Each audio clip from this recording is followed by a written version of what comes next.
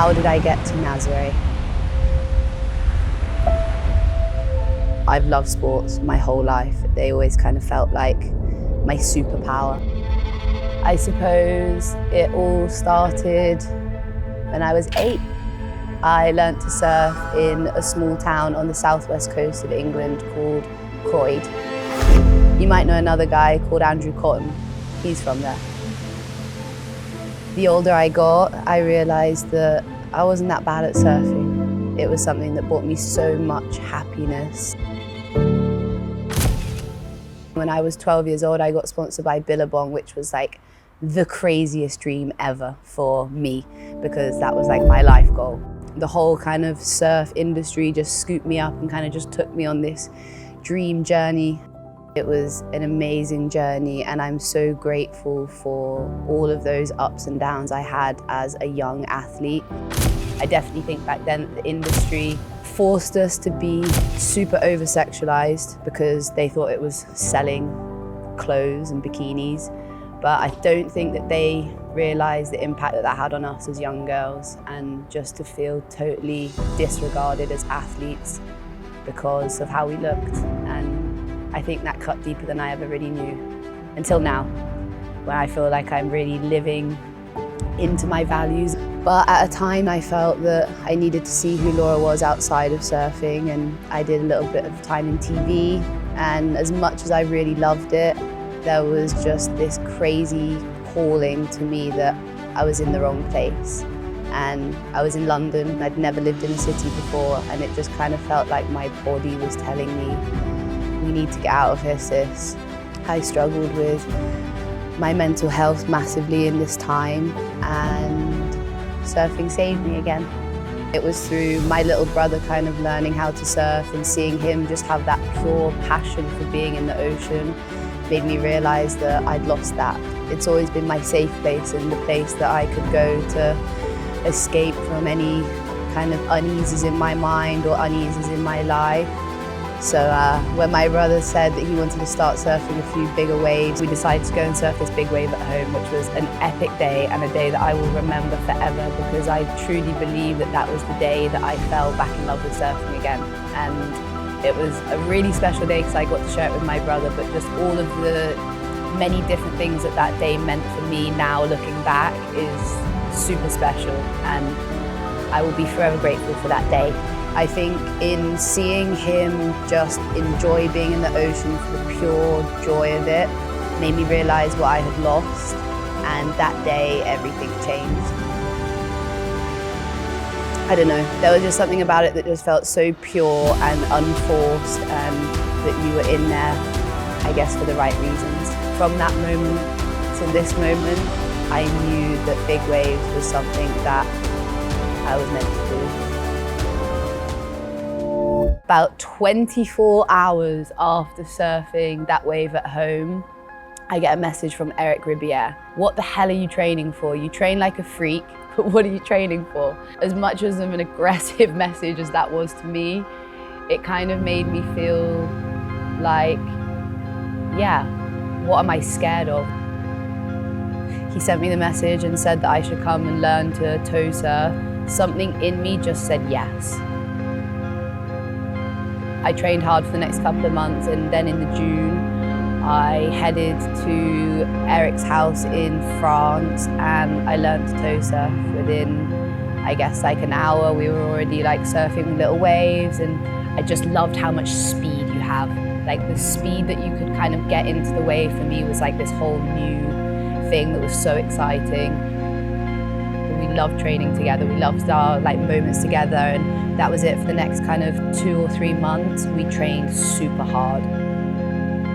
I just felt so overwhelmed that somebody in this industry for the first time in my life actually believed in me as an athlete, and not just as a girl in a bikini anymore.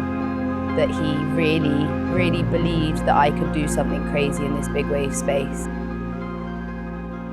It fills me with so much more self-belief knowing that both my parents believe that this is also what I'm meant to be doing. And the fact that they say that they can see the most pure version of Laura right now, like,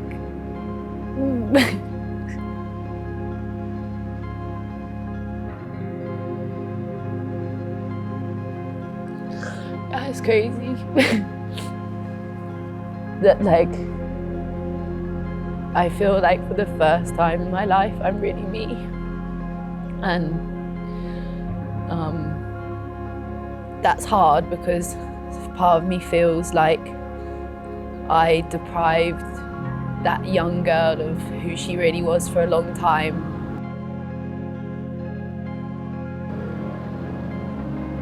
Partly, I feel sad that I deprived that girl for so many years of who she really was and didn't allow the powerful side of me as an athlete to really shine through. But I also have to believe that it's part of the journey, and that is what makes me now have this fire inside me to just inspire and to prove to myself that it was always what I was meant to do. We started the work towards Nazaré, which in my head had always just been like a totally ridiculous goal. I just loved how much pressure and excitement and adrenaline just all mixed together to have like the most fun ever, and I was just completely captured by it. I loved everything about it, and that was it. Eric started saying that he wanted, thought that I could surf Nazaré this season, which was just a wild thought for me as somebody who just doubted that I belonged in this space. He will never know how much I appreciate what he's done for me. I was nervous, I had a lot of self-doubt, but there's one thing that Eric does so well, and it's just he can make fun of anything and he can make you feel at ease. So we drove down. It was dark when we arrived, and I woke up the next morning just thinking, what are you doing? I could hear the waves from the apartment. We still hadn't seen the beach. And I get up into the car, we go to the coffee shop, and I ask Eric, okay, when are we gonna go check the waves?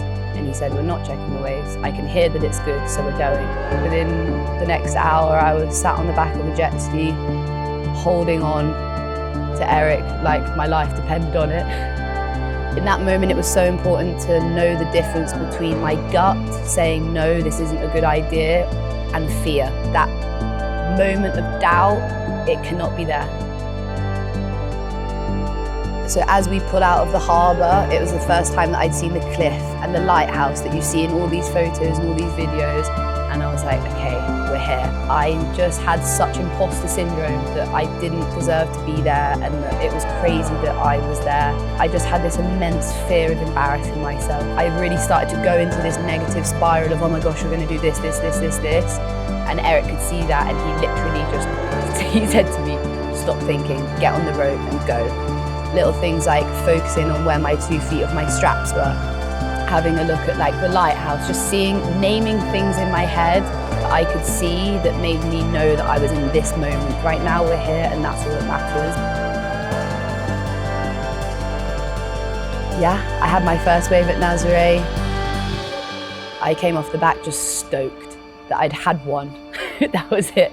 And I think I knew in that moment that I absolutely loved big wave surfing. It's seeing Eric like smile when I came off the back of the wave and instantly tell me to get straight back on the rope, and if he saw me go straight on a wave again, then he was going to be angry. The next wave I decided to dig my rail in.